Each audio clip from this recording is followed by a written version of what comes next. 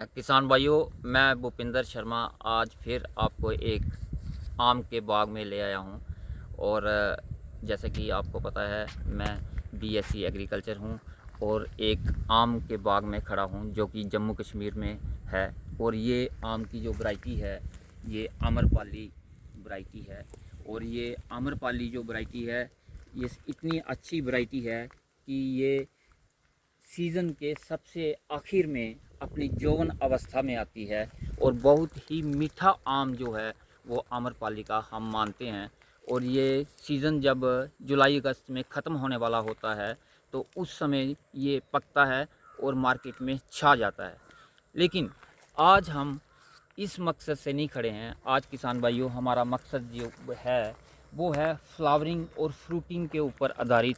कि हम जैसे कि इस समय हमारे बाग में फ्रूटिंग और फ्लावरिंग आ रही है और हम इस समय फरवरी 2026 के मिडल में खड़े हैं। तो हम क्या चीज़ें करें कि हमारा बाग जो है वो आमों से, फल से भर जाए और बढ़िया से बढ़िया पैदावार हो। और क्या चीज़ें हम ना करें जिससे कि हमारा सिर्फ पत्तियां, जैसे कि ये पेड़ आप देख सकते हैं, इसमें बिल्कुल फ्लावरिंग और फ्रूटिंग नहीं हुई है। लेकिन पूरे बाग में पूरा फ्रूटिंग और फ्लावरिंग से बाग लदा हुआ है। ये जो पेड़ है इसमें कुछ भी नहीं हुआ है। तो हम क्या क्या कर सकते हैं? सबसे पहली आइटम है जो कि आम के बाग में हमने नहीं करनी है, वो है कि किसी भी तरीके का खाद, यानी यूरिया, डीएपी या पोटाश या किसी भी तरीके का माइक्रो न्यूट्रेंट, इसको हमने प्लांट्स को नहीं देना है। क्योंकि जब हम यूरिया यानी नाइट्रोजन प्लांट को देते हैं तो इससे क्या होता है कि प्लांट्स अपनी वेजिटेटिव ग्रोथ लेने लगते हैं। यानी कि मैंगो प्लांट्स में पत्ते और टहनियों का विकास अधिक होने लगता है और मैंगो प्लांट्स में फ्लावरिंग और फ्रूटिंग एब्सेंट हो जाती है, जिससे कि पैदावार में कमी आ जाती है। किसान भाइयों, इस चीज़ का हमें खास ख्याल रखना है। ये वाली जो पॉइंट है, ये हमने बिल्कुल अच्छे तरीके से गांठ बांध लेनी है। हम जो काम नहीं करना है बाग में, आम के बाग में, वो है हमने इस बार जब फ्लावरिंग और फ्रूटिंग हमारे बाग में आ चुकी है तो किसान भाइयों, किसी भी हालत में हमने अपने बाग में सिंचाई नहीं करनी है। उसका मुख्य कारण ये है कि मैं थोड़ा सा पीछे ले जाता हूँ कि जब सर्दियाँ स्टार्ट हुई दिसंबर में, जनवरी में और फरवरी मिडल में तक हमारा जो पेड़ था, आम का पेड़, एक किस्म से निद्र अवस्था में रहा।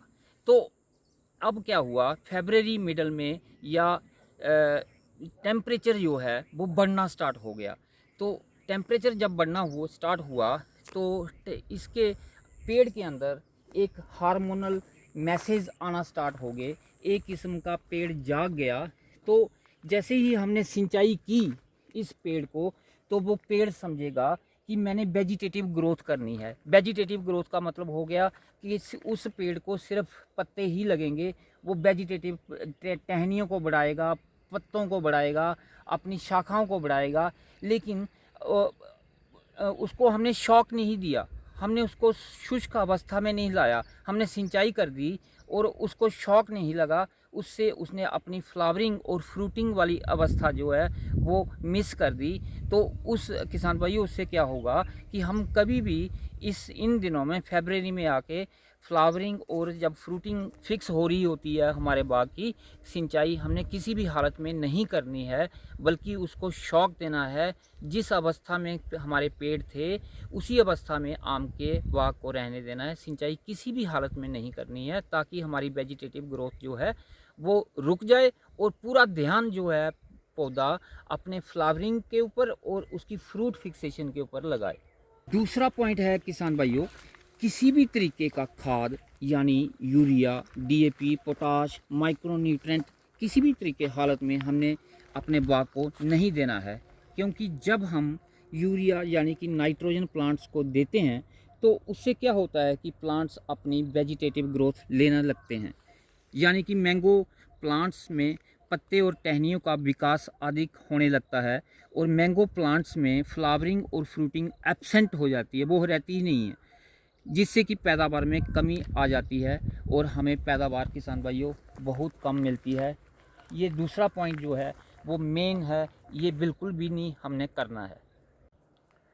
किसान भाइयों, तीसरा पॉइंट है जो कि हमने बिल्कुल नहीं करना है इस अवस्था में, वो है कि किसी भी तरीके से हमने पेस्टिसाइड, किसी भी तरीके का जो कीटनाशक है, चाहे वो फंजीसाइड है, चाहे वो हर्बिसाइड है, चाहे वो इंसेक्टिसाइड है, किसी भी तरीके का हमने कोई भी रासायनिक नहीं स्प्रे करना है, कोई भी केमिकल हमने स्प्रे नहीं करना है अपने बाग में। उससे क्या होता है कि इस समय जो पोलिनेशन है, पोलिनेशन बहुत ज़रूरी है हमारे प्लांट्स में।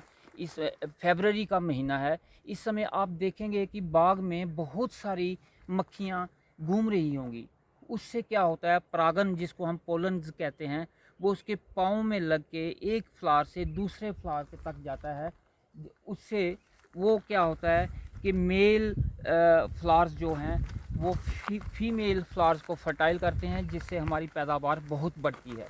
तो क्या होगा किसान भाइयों, अगर इस समय हम अपने खेत में किसी भी तरीके का केमिकल स्प्रे कर देते हैं तो उससे क्या होगा कि हमारे जो मित्र कीड़े हैं वो भी मर जाएंगे। उससे क्या होगा कि हमारी जो पोलिनेशन है वो प्रक्रिया ख़त्म होगी, मित्र कीड़े मरेंगे, तो पोलिनेशन ना होने की वजह से हमारा जो बाग है वो बढ़िया फ्रूटिंग नहीं ले पाएगा, हमें पैदावार में बहुत सारा जो नुकसान है वो उठाना पड़ेगा। चौथा और आखिरी पॉइंट है जो ना करना है इस समय, वो है कि अपने खेत में, अपने बाग में किसी भी तरीके से प्रूनिंग ना की जाए। प्रूनिंग का मेरा प्रभाव है कि किसी भी तरीके से इसकी कटिंग, छांट काट ना की जाए। उससे क्या होगा कि बाग में जो अवस्था है वो डाउन आएगी और हमारी पैदावार में बहुत ज़्यादा फ़र्क पड़ेगा। हम चाहते हैं कि हमारे बाग में पूरी फ्लावरिंग, पूरी फ्रूटिंग हो, जैसे कि ये आप देख रहे हैं कितना हमारा आम्रपाली का बाग जो है, ये पेड़ कितना लद जाएगा आने वाले टाइम में, और ये फ्लावर्स हैं ये खिलेंगे और इसके नीचे जो है वो फ्रूटिंग होगी। आप ये देखें कि इसमें कितना गुच्छा के नुमा जो फ्रूट्स आएंगे। बढ़िया पेड़ है, इसकी हेल्थ देखें आप, इस पेड़ की कितनी अच्छी है। तो किसान भाइयों, जो मैंने प्रूनिंग में जैसे कि आपको बताया, अगर हम प्रूनिंग करते हैं, टहनियों की काट छांट करते हैं, तो वहाँ से क्या होता है कि वहाँ पे एक स्राव निकलता है, क्योंकि वो खुराक भेज रहा होता है पौधा उस टहनी को, उसको पौधे को पता नहीं होता कि टहनी काट दी गई है, तो वहाँ से वो बगता रहता है, वो निकलता रहता है स्राव। और कुछ देर के बाद जब पौधे को पता चलता है कि वहाँ से हमने खुराक नहीं भेजनी है तो वहाँ पे वो जख्म नहीं आता, तो वहाँ पे एक बीमारी जिसको फंगस हम डाईबैग कहते हैं, वो बीमारी जो है किसान भाइयों वो प्लांट्स में आ जाती है। तो ये फंगस वाली बीमारी बहुत ज़्यादा बाग जो हैं वो उजाड़ देती है। तो मैं अब संक्षेप में आपको ये कहना चाहता हूँ कि सबसे पहला पॉइंट जो हमने ना करना है वो है कि किसी भी हालत में हमने अपने बाग में सिंचाई नहीं करनी है। नंबर 2, हमने अपने बाग में कीटनाशक का स्प्रे नहीं करना है। नंबर 3, हमने अपने बाग में किसी भी हालत में प्रूनिंग नहीं करनी है, कटाई छटाई नहीं करनी है। नंबर 4, हमने अपने बाग में इस समय कोई भी फर्टिलाइज़र, डीएपी, यूरिया या नाइट्रोजन, किसी भी तरीके का माइक्रो न्यूट्रेंट हमने नहीं करना है। तो इससे क्या होगा कि हम अच्छी से अच्छी पैदावार ले जाएंगे और अपने बाग में बढ़िया हम जो पैदावार है वो किसान भाइयों हम ले सकते हैं। और इस समय हम फरवरी महीने में खड़े हैं और हमारे बाग में बढ़िया से बढ़िया फ्रूटिंग और फ्लावरिंग हो रही है। तो ये चीज़ें अगर हम ना करेंगे तो हमारी पैदावार जो है वो बढ़ जाएगी। अब हम अपने वीडियो के मध्य भाग में आ चुके हैं। हमने डिस्कस कर लिया कि क्या क्या चीज़ें हम अपने बाग में ना करें। अब जो मेन पार्ट है वो है हम इस अवस्था में आके, जो फरवरी का मिडल है, हम क्या करें। मैं थोड़ा सा आपको ये बताना चाहता हूँ कि इस समय हम उत्तर भारत के बिल्कुल उत्तर में हैं, जम्मू कश्मीर में हैं। इसलिए मैं फरवरी मिडल कह रहा हूँ। लेकिन हमारे कुछ किसान भाई ऐसे हैं, ये जो अवस्था है वो जनवरी एंड में आ जाती है, वहाँ पे फरवरी के शुरुआत में आ जाती है। तो ये लैटीट्यूड ज़्यादा होने की वजह से हम फरवरी मिडल में ये अवस्था आम की आई हुई है, फ्लावरिंग और फ्रूटिंग की।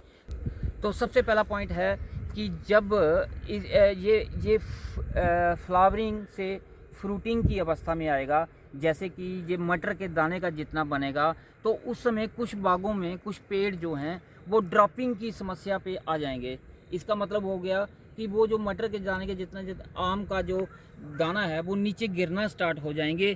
तो उसको रोकने के लिए हमने क्या करना है कि हमने प्लानोफिक्स की स्प्रे करनी है। किसान भाइयों, ये जो आम है ये क्रॉस पोलिनेटेड क्रॉप है, तो इसका जो पोलन्स हैं एक जगह से दूसरी जगह जाने बहुत ज़रूरी हैं। लेकिन क्या होता है कि ड्रॉपिंग की समस्या आ जाती है, वो हार्मोनल समस्या होती है। तो इसके ये एक इंसेक्टिसाइड नहीं है और ना ही ये फंजीसाइड है, ये पेस्टिसाइड की श्रेणी में नहीं आता प्लानोफिक्स। ये बायर कंपनी का एक हार्मोनल चीज़ है।